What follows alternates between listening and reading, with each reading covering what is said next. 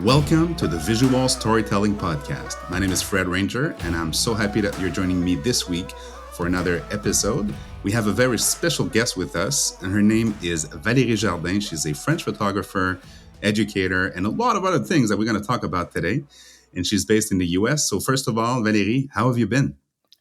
Bonjour, Fred. I've been really well, thank you. It's been a while. I can't remember last time we talked, but it's been a few months, maybe a couple years. I don't know. It seems like the past 3 years are just a blur. So who knows? Yeah, so absolutely, it's been a wild ride, if I can say, for us creators and photographers. So my first question to you was, how have you been over the past 2-3 years? Like you said, it's kind of a blur. And have you been keeping busy with photography? Were you able to do some workshops, or did you take this moment to reflect or to take a pause in your career? I don't like long pauses. So I did take the mandatory pause for about 18 months, when no one could travel anyways. So yes, that was painful.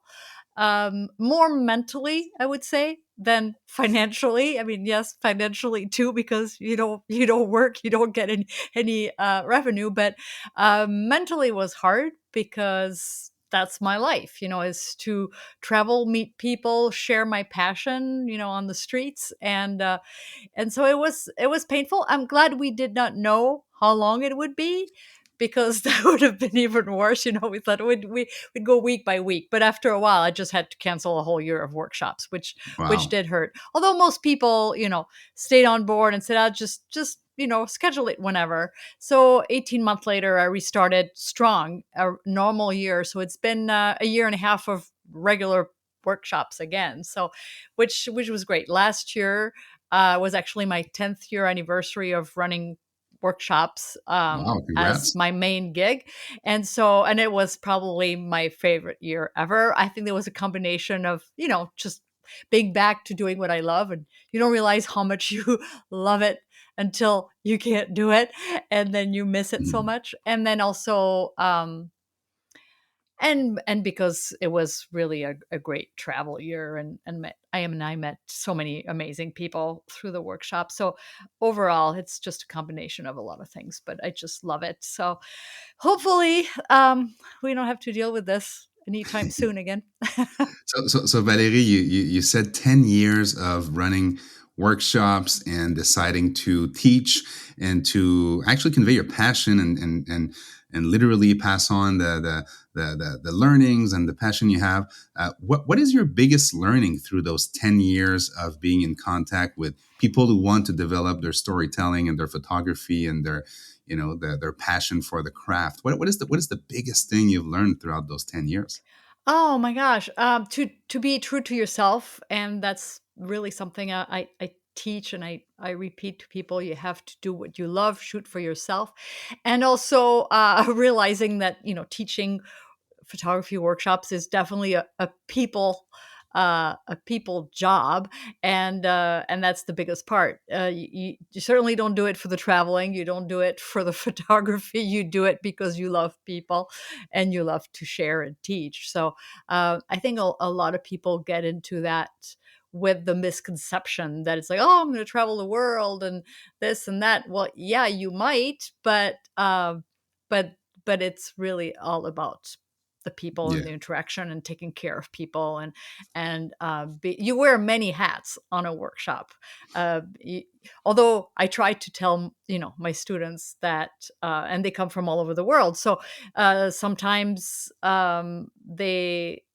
they're it's their first time in one location, and so yeah, you try to help them, find the best possible hotel if that's not included in the workshop, and try to cater to all their needs. But when you do that uh 10 to 15 times over a year, that's a lot of people that may have, a ton of questions before, during, and after.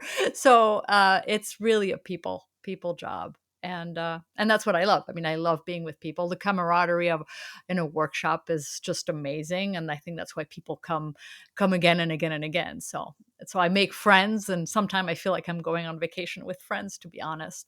I've had Yeah. so many workshops that have been almost exclusively repeat customers, so we know each other well. Or they meet on workshop and they travel together again, and so that part has been just amazing. Yeah, I didn't even expect that when I started the workshops. I never thought about repeat business, return business, and that's a huge percentage. So that's a Hmm. good sign, Yes. and that's Those are really really fun. Yeah, those are happy customers. And yeah.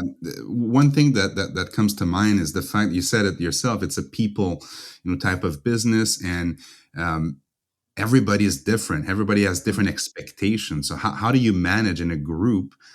Because I think you do one-on-one, but you also do group Oh yeah, it's workshops. mostly group. It's mostly eight Yeah. to ten people. So, well, you have to be available to everybody's needs, and I'm on the walks with everyone all the time. I'm available after hours. We usually hang out after the day is over, and a lot of people meet for dinner, and it's you never stop teaching basically. So it's really being available and in tune with people's needs. So, yeah, it's very demanding. It's like very exhausting, actually. After a week long workshop, you're so depleted, Yeah. from answering question and being, making sure everything is smooth. So it's always very bittersweet. The end of a workshop is very sad because you're going to leave new friends, and then but it also is it's so much joy because it went well and nobody got hurt and everybody's happy and everybody produced some quality work and they really improved. And so it's really it's kind of it's mixed emotion. Definitely Hmm. the bittersweet experience. It's a relief, but at the same time it's very sad. So, and then I'm completely energized too by what's happening and the creativity I see. It's just that it's more mentally tiring than physically. I could go forever. I could walk forever. That to me is not a problem. But it's just making sure everybody is having the best experience, and that's pretty much relentless during the whole workshop experience. Yeah. And what would you say to someone who goes to your workshop and just want to create a good image? How do you talk about something like that? I know it's not an easy subject because it's very subjective, but Yeah. I know a lot of people that go into Valérie Jardin's workshop because they want to shoot a Valérie Jardin image. So how do Yep. you manage that type of expectation? And that's the goal. They come because first of all they want to see how I do it, so they do. We're on photo walks for several hours every day on the streets. I have several great itineraries in every location where I offer them the opportunities, the best backdrops, to create a variety of photographs that they want to create, and then it's on the street, so you really have control over nothing that's happening. It's all 100% candid, obviously, and I point out shots all the time. I'll bring them to location when the group. So we walk from point A to point B as a group, and then when we're in an area of interest, then everybody needs to spread out and go get their images, and that's when I during an hour, and then we regroup, and then rinse and repeat. And so when they're all taking their pictures, that's when I walk from one to the other, and then and I point out shots, or they follow me and they said, I'd like to see how you do it. So trying to do whatever they they want. Some just for a while want to kind of be my shadow to see how I approach a situation. Some are just want to be left alone and do their own thing. So I go and check on them as they're working at a street, in the light, or they spotted some really good light. So I kind of watch from a distance, and then sometime I'm the spotter. I'll be like, yeah, somebody really, really cool coming from the left. So just so that they have the opportunity to create beautiful imagery while they're on the destination, but it's really building blocks. They learn. It's like I'm giving them tools that will build on, and the more tools they have, the better they will be at that. I mean, it street photography is so difficult, and a lot of time I actually see those aha moment where all of a sudden they just get it. They know they they know that they have to put intent, that it's not a random shot that's never going to make a great photograph. There has to be some intent, and there has to be a story, and all of a sudden they just see it. Or they see light for the first time. Sometimes it's like, yeah, now I get it. So there's so many different levels. But yeah, it's always so exciting at, when we do the review, to see what they captured, because ultimately we're all in the same neighborhoods, just not together. Obviously, you don't do street photography as a pack, but and then they all saw different things under different lights, and they were all attracted to different things too. So there's so many approaches to this genre too. It's not just being, it's not being in people's face. You can do much more minimalist. You can use reflections. So yeah, whatever. And I always tell them, just be true to yourself, follow your heart. If you're not having fun, don't do it. If getting close to people is just not for you, why do it? I would never push someone to do that, because first of all, it's not going to make for a good experience for the photographer or for the subject. And it's really important that they feel at ease. And so some of them are more minimalist, or they want to do silhouettes. Others will, really want to get super close. And so yeah, it's all over the place, really. But for some reason, it always ends up being a very cohesive group, and the dynamic is always really, really good. I can't even think of one workshop where um, the not everyone was just getting along like one big family, even if it's just for a weekend. So Hmm. it's fun to get the interaction after, and they usually stay in touch and meet again, and so that's really fun too. Would you say that you even draw some inspiration sometimes from some of the workshop attendee, because we think about it as there's a teacher, and then the la matière is passed on, and then Mhm. the students are becoming better and better. But do you sometimes get out of the workshop and say, oh my god, I actually learned something from one of my Oh, students? absolutely. I think, the best way to learn is to teach, right? And, and often during the review, I see some photographs. I'm like, wow, I wish I had captured that. So that's the ultimate good feeling for a teacher, is when you see your students, and they're from their 30s to, uh, 80. I mean, the age span is huge on a workshop, but they all share that same passion, and I see a lot of me in their work too. I mean, obviously they like my work, otherwise they wouldn't be coming on a workshop. And then the I can see that there is some kind of a little imprint of my work in their work. So that's kind of cool too. Yeah. That's very cool. And so, how do you stay inspired? Because I mean, you're very busy. So you teach, you're working on some books and so on and so forth. So what gets you, in a creative mindset? Is it to actually do the craft day in and day out? Do you talk to other creatives, or do you read books? Like, what's your biggest tips here to stay inspired all these years? I just shoot all the time. I always have projects. I mean, I live in a cold state, Same here. and I have winter projects, and they're different. Sometimes they last a couple winters. Sometimes they're just one winter. I try new techniques. There is always something you haven't seen. So even like the first pandemic winter, the 20 to 21, I didn't travel, and I stayed in this cold climate for several months, and I found ways to make the best of it. And it was probably one of my favorite winter in the snow, because I worked on a project called On Ice, where I documented life on the frozen lakes. And so you should always find ways to use your craft. You can certainly work on documentary projects, or I did some visual narratives projects. Right now, I'm working with motion in the snowy landscape, so it's ICM but in the snow, and I'm having a blast with it. So it's really personal stuff, but it's actually quite interesting. If It's often personal projects because you put so much heart into it. They're the ones that stand out, and I have the luxury of only having to shoot for myself now. I haven't shot for a client for 10 years, and I certainly don't miss it. I have no one to please but myself, so it's as if I was back.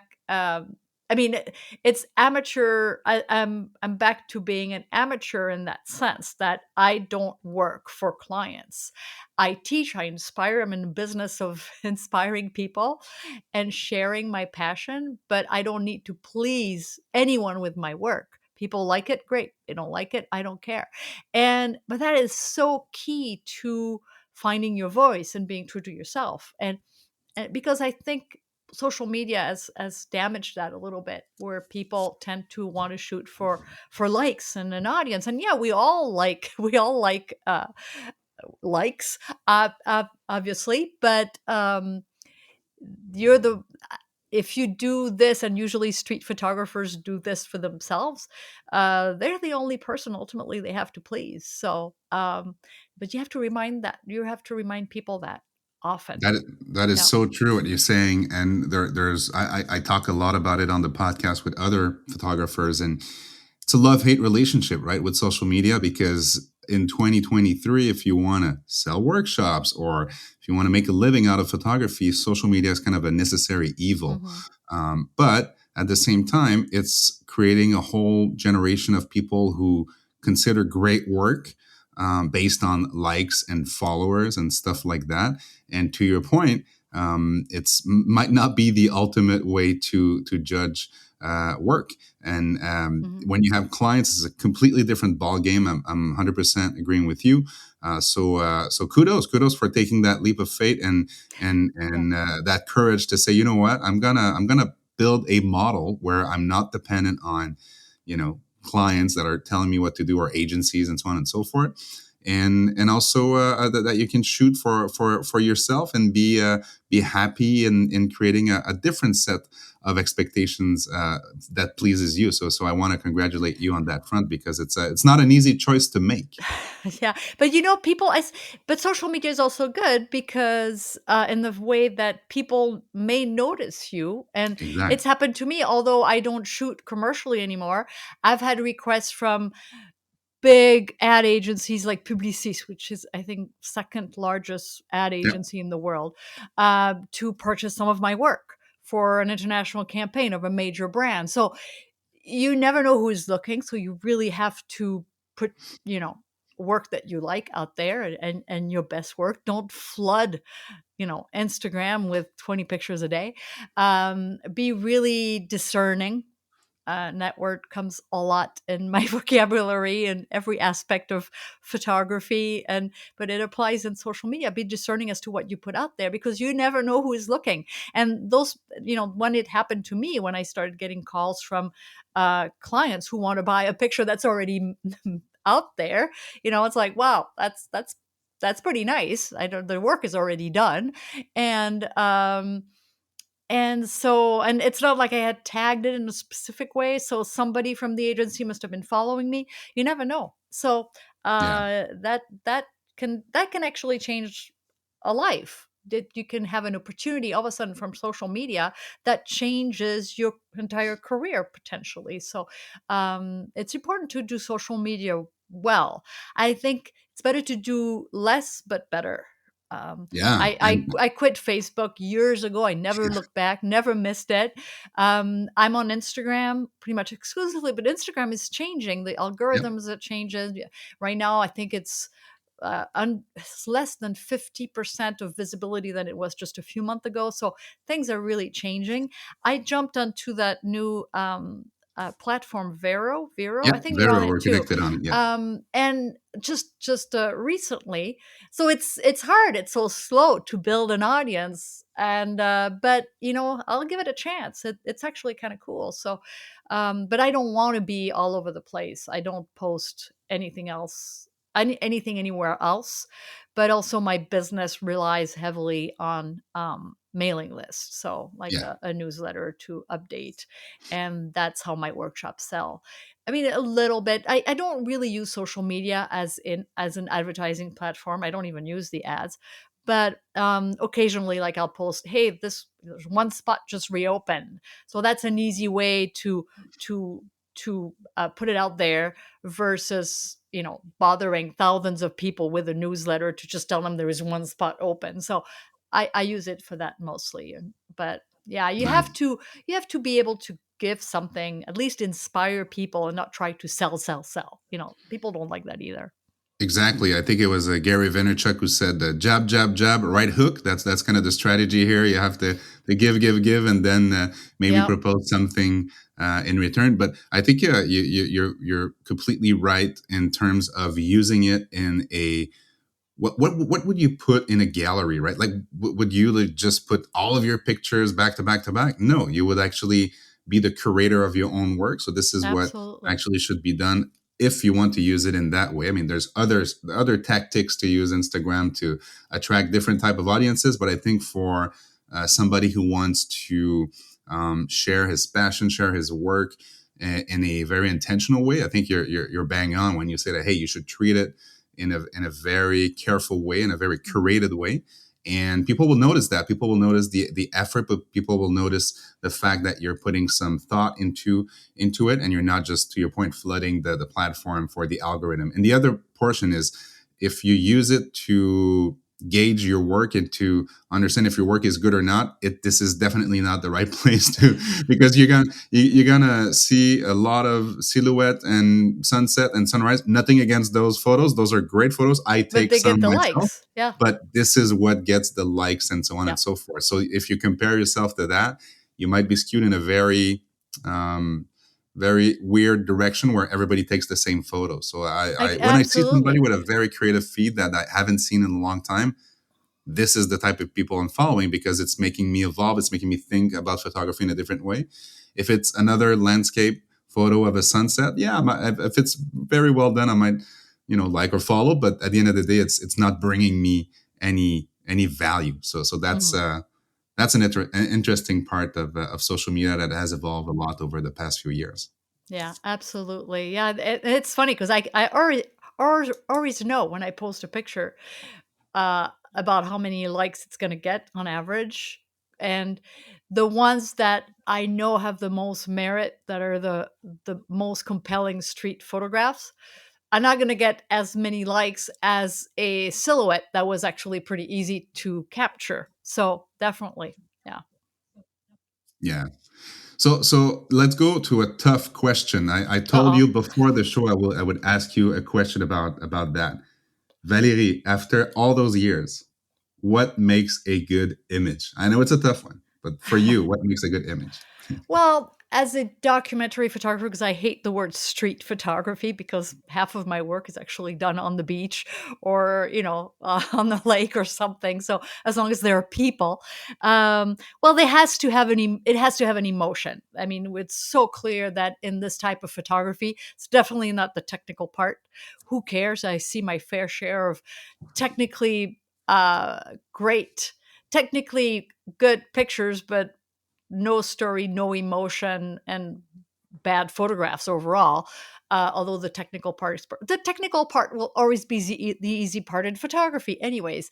Now, the ability to see, to and to capture a moment in that fraction of a second that's never happened and will never happen again, and you get the decisive moment, that is the most satisfaction. That doesn't happen every day. Um, and that will make a compelling photograph. There has to be a story, an emotion. There has to be something. You have to know, what what's the subject, and then it's leaving room for the imagination. Obviously, we don't know what the story is for sure, but you should have your own interpretation of the story, and that's the beauty of it. Yeah, and to be 100% candid. No, not Yeah. directing, not asking people to do this or that. They have to be strangers, and they have to be in a 100% candid situation. And And that to me, it's not even being a purist, it's being ethical, because that's what the genre is about, right? There are a lot of people who really take liberties in this genre, and I think it's of disservice. And I was just doing a critique session, and we were discussing that. um, First of all, it's if you are quote unquote cheating and directing someone to do something and make it look like a candid moment, it's yes, it's going to be a beautiful photograph, but you can't say it's candid or it's street photography. It doesn't fit in what that genre is. And it's also a disservice to the community, because some people may look at the work and think that maybe it was really candid. How can they achieve such perfection in a candid situation where you have control of nothing except your gear and your vision? And so people may get really down on themselves because they'll never get to that level if they're truly look for the candid shot. I mean, occasionally, yes, you'll get that almost perfection that's happening in that fraction of a second. And but those times are really rare. So of course I'm sure it's tempting for people to control it and to stage it, but to me that defeats the purpose, because it takes the whole merit out of the equation and all the Well, fun and the challenge. it The goes back merit to is your other gone. point of you shouldn't be able to recreate that moment. It's a moment that happens once in a lifetime, a Exactly. fraction of a Not second. If you Yep. can recreate it, then it defeats the purpose. Then it becomes a movie or something, you know? Exactly. And it's a pretty picture, but it's just not street photography. So if you're directing, just say, this is don't Yeah. tag it as street photography, because that's dishonest. And it's not just being a I'm not saying that because I'm a purist. Yes, I my work is 100% candid, and I wouldn't even and granted, people would not know, except I usually have a whole lot of witnesses with me because I'm on workshops all the time. But it would not be any fun. I would never do that otherwise, because again, it would not only take the merit out of it, but it would take the fun and the challenge. If it was easy, what fun would it be? I mean, I chose this genre of photography because of its ultimate challenge, and because it's what you have is completely unique. No one's had it before. No one can have it after, and even yourself cannot replicate it. And that's the beauty of it. It's the unique aspect of it that I absolutely love.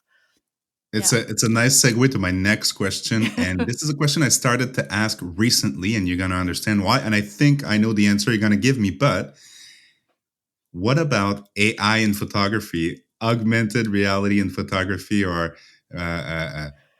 computational photography? All this computer power put towards photography, and now there's even people that are creating images out of AI. So again, I think I know the answer, but for you, what does that represent for the photography world? Oh, I mean, I think any art form is fun, and if people are having fun doing that, it's fine. It's just a completely different genre. It's like if you were using video to freeze a moment in time and call it street photography. It's not. That is not. Again, it would defeat the purpose. But there are so many other genres and new genres of photography that are emerging, and I think that's great. It's not for me.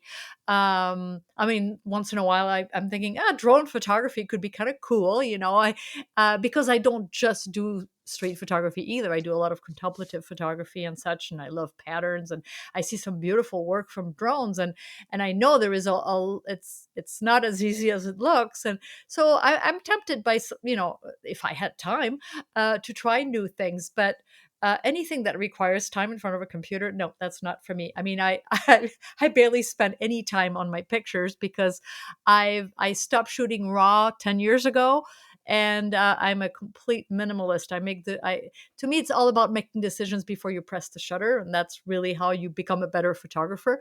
Anything you do in post processing is not going to teach you much, and so down to making the decision if it's color or black and white. To me, that's a decision that's made before I press the shutter, and and and and that's a personal choice.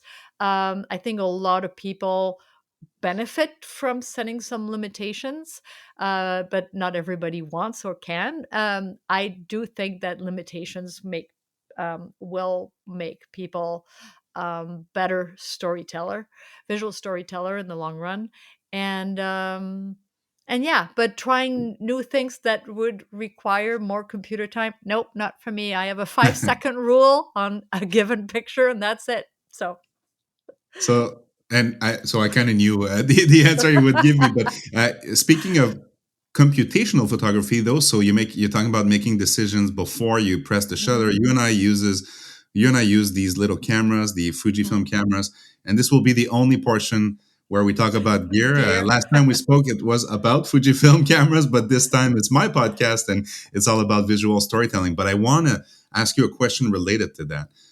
How important the Fujifilm recipe and black and white and being able to do kind of a film emulation directly on the card. How important has this been in your choice to move away from editing any of your photos on the computer? How important was it? It was huge. I mean, and the reason I switched to Fujifilm, I just love the film simulation. I've changed them as they came up with new ones with the different edition of the cameras. But I shoot in acros with yellow filter, and I do my own little recipe of highlights and shadows so that it's pretty much consistent. I mean, I do a little tweaking, with clarity and post processing. Again, 5 seconds at most per picture. If it takes longer than that, it's probably not worth it. And my colors are usually classic chrome or classic negative, depending on the color, but it's pretty consistent throughout. And I love it. Sometimes I jump into film simulation bracketing where I'll have options, but Yeah, I like being able to decide. As when we used to put a roll of film in our camera, we were stuck with black and white for 36 or 24 exposures, and we had to live with it. And then you see differently too. That's the whole frame of mind is completely different when you make the decision before you press the shutter. And so you will and we have the advantage to be able to switch it on the spot. Even though I make the decision, I can see something the story is going to be all about color. I can switch it on the spot. It's really quick. So I like that. I like making that decision because no matter what, and I always tell my workshop participants, I don't care if they shoot raw, JPEG, or both. I'm never going to ask someone, oh no, you should choose. No, I that's totally up to them, and I'm jumping without a safety net. It's not for everyone, and sometimes they. Even though they shoot both and they never look at the raw, they kind of like to have it. So that's totally fine. But they should always know if what they see is black and white or color before they press the shutter, because that's part of the creative process. And that's the yeah, decision they should be making in the field, not in front of a computer. It's very rare that an image will be as good in both. One is I always agree. going to be I agree. stronger. So then in the habit of looking at the world, in color or black and white. But you should know, okay, the color is way too strong. There's too many distraction. This will be a really great black and white shot. So making those decisions really helps them become better photographers. Yeah. Have you ever been tempted to try those monochrome sensors from a certain brand? Like the No. pure monochrome experience? No, so the I think that would be really fun, and I'm not saying that I won't. I have a lot of workshop participants that come with those beautiful monochrome cameras, and they're great. I mean, it's just, for me, if it's not broken, don't fix it. Yeah, And I've been shooting with the same camera for nearly 10 years now, and that's all I need. I have two of each one because I always need a backup, and that's all I need. I mean, actually, literally now I don't have anything else. I mean, I have an old X Pro 1 or 2, but that's one, it. two. So it's X100V two times and one X Pro 2. That's it. That's your Well, whole. I have the F and the S. I have the T. I keep the old ones. Well, some of Nice. them have my name as a serial number, so Aha. I would not sell those. For But I've sure. given some, Or like I've given some to my brother and such, because obviously when you get the new one, you but usually don't Valérie, use the old one one. day it's gonna be like Vivian Meyer. Like people are gonna be buying that for $1 million because it has And Valérie Jardin's name on it. I was at the launch for the V in, actually February 2020. It was one of the last few trips before the pandemic hit, and I was in London as the one official ambassador invited for the release, and, that was the joke then because the whole team from Japan was there. I said, "Thank you for calling it V for Valerie." The X100 Valerie, that's That's beautiful. right. Yeah. But Valérie, it's a very nice conversation, and it's good to see that there are more and more women doing photography and workshop. I mean, I've interviewed some great photographers, and would you say that this is still a heavily man focused type of practice, or do you see also on your end more and more women going into photography? Oh, I think yes, it's changing. I think women are just not as vocal about it, I think. So it feels like it's still very heavily male dominated, but on my workshops, I usually have um more women than men. So Nice. they're really interested in this genre.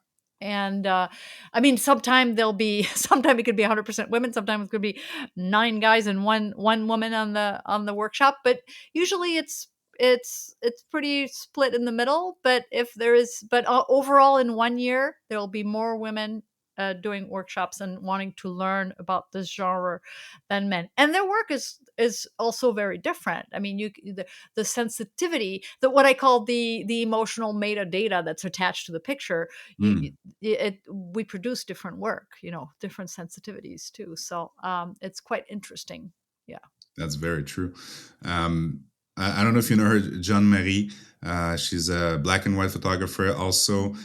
and she you can I'll put a link down below because I think there's similarities actually between both of your work, and I think she's inspired by you. She told me once, so Oh, I'll send you her link, and thank you you. can tell me if you like what you see. But men or women, what would you tell a young person who looks at Instagram and see those influencers gear this gear that how would you brief a young person, let's say a 16-year-old who want to get into photography? What are the tips and tricks and the things they need to be cautious about that didn't exist back then, but today it's a very unique world, the world of photography and creativity? What would be the tips? Yeah, to try not to get that gear envy because, I mean, obviously, we all know the camera is not going to make the photograph, but to find something that they feel good about. And, when I always tell people when they want, like, oh, I really want this latest camera. And I always warn them, so you know that you won't be able to tell a difference in the photographs, right? It's going to be the same. But if you're so happy to have this new camera and that you're so excited that you're going to take it out every day, then yes, you will definitely step up your game because the more you're out there, the better you're going to become, right? As a photographer. So that's the only way a new camera will make you a better photographer is if it takes you on more photo walks. But um, for someone who's just starting in photography and really doesn't know what they want to do, um, it's good to keep the flexibility because they may not want to shoot with a camera that with no interchangeable lenses like mine. I mean, you have to live with those limitations. I'm at 23 millimeter and period. That's all. I'm not changing it. I can't. And I live with that and I love it. I love the consistency in the body of work, and it's my favorite focal length. It's the way I see. But because I made that decision. But someone who is just starting may want to try different focal length lenses, and and see which one is the sweet spot for them. So maybe not buy a whole lot, but maybe rent for a few weeks or borrow from friends different focal lengths to see what they like to shoot and try different things. Try a lot of things because it has to be fun and shoot what you love. I mean, Yeah, if you love sports, well, just go for it. If you love nature, well, just shoot nature. I think the work will shine in what they're most passionate about anyways. I think that's true for completely everything. agree. Yeah. Completely agree with you. And I think the best advice is to shoot what you love. A bit like when we say, find something you love and you'll never have to work a day in your life. Mhm. Well, find something you love and you'll be passionate about photography for the rest of your life. I think that's Absolutely, yeah. the So best the if you best love advice you can give people, young people. photograph people. But if you don't like people, then street photography is probably not going to be for you. So yeah, there's so many beautiful genre, and no one should feel like they have to stick to just one thing. I mean, Mm. I even do nature, which I don't often share, but I do it for me, usually with my phone. That's the Aha. only time I usually don't bring a camera is actually when I go for a hike. But unless I know there's going to be people. But the Otherwise, X100V is so small. Why don't you bring it on the hike? well, because usually it's family time. Oh, okay, okay. And I do a lot of contemplative or what people call mindful type of photography, and I teach that, and I love that. I mean, I love that nearly as much as I do street photography, and so I love to share my passion about that. I've written books on that too, and it's the best therapy, and that you don't even need to leave your house to do. So I think there's Valérie, so much to Valérie, do. mindful photography. I love it. I'm not sure exactly what it is. Can you walk me through a bit? Well, it's really I call it actually my line of workshops for contemplative photography is called see Rome with your heart, see Paris with your heart. It's really responding to light, shadows, reflections, and so it's all still life photography, but without altering anything. So I use Ah, the same approach as I do for street. Like if I see something really beautiful that's catching that it could be anything, a chair sitting in a cafe, and there's the light hitting it, when there's like a empty cup of coffee that's left, there's no people. Okay, there's not people involved in this type of photography, and so I will not move anything. I will actually use the same dance as the street photographer does, where to position yourself in the best possible spot to get the strongest possible photograph.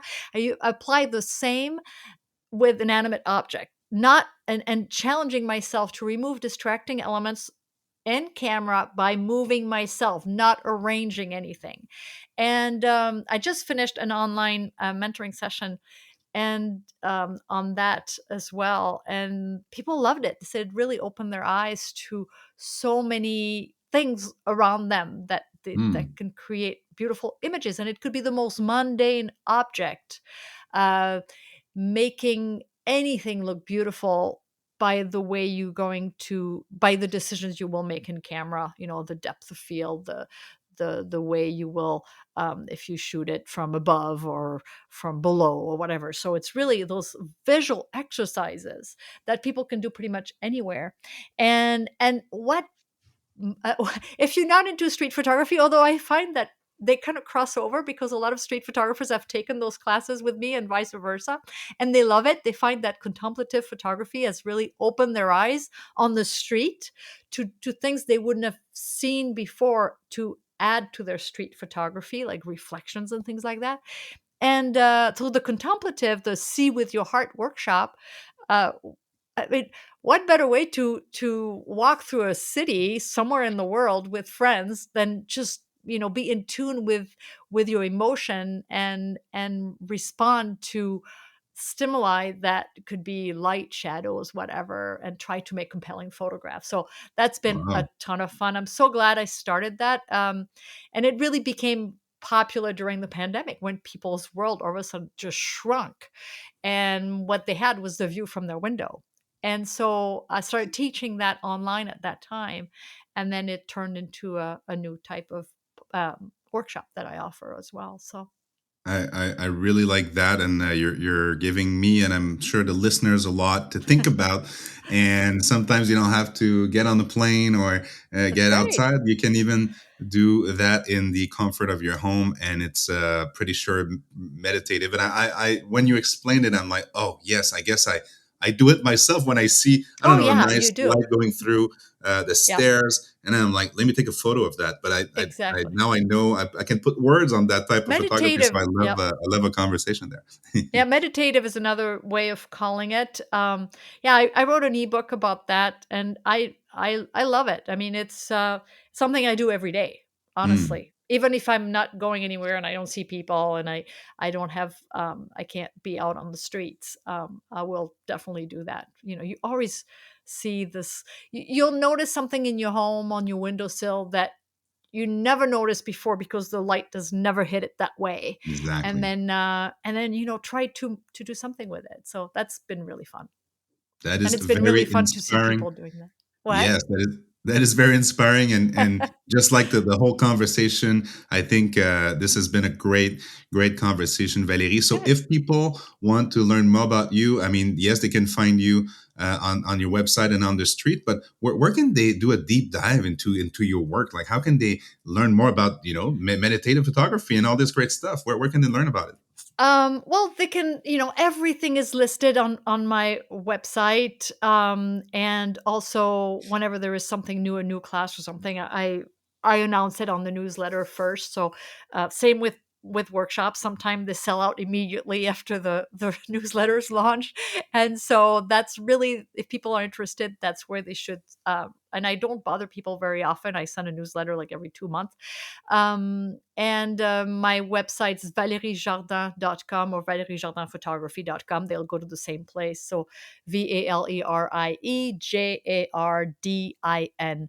And it's the same at Valérie Jardin on Instagram and Vero as well. Yeah. Yeah. We invite people to connect with us on Vero. That's something Yeah. we're trying out and see if there's a potential there. So, Valérie, I want to thank you again Well, for thank the you. past. Wow, time flies. We've been talking for 45 minutes. This is crazy. And I'm sorry for the audio also because we had some mic issues. And Valérie is a former podcaster, so she understands that sometimes Absolutely. technical difficulty occurs. So hopefully the sound is not that bad, but the content was so great that I'm sure the listeners will get a lot out of it. So, Valérie, I want to thank you and I want to wish you a very successful remainder of 2023. And let's keep posted because I'm sure that there's a lot more inspiration in conversations like we had, or workshops, or the work you're going to share. So let's keep in touch. And again, Sounds Valérie, good. thank you so much. Merci. À bientôt. Merci, au revoir, à la Au prochaine. revoir.